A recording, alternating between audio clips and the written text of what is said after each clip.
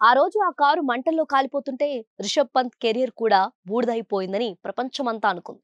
అసలు ప్రాణాలతో బయటపడతాడా? ఒకవేళ బతికినా మళ్ళీ తన కాళ్ళ మీద తాను నడవగలడా? పరిస్థితి ఎంత దారుణంగా ఉందంటే ఆపరేషన్ చేసిన డాక్టర్లే సందేహించారు.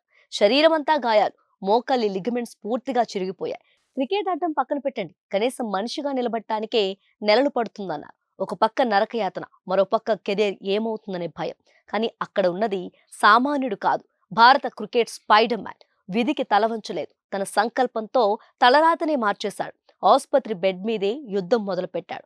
ఒక్కో అడుగు వేస్తూ, నొప్పిని భరిస్తూ, ఎవరైతే ఇక పనికిరాడు అన్నారో వాళ్ళే నోరెళ్లబెట్టేలా ప్రాక్టీస్ మొదలుపెట్టాడు.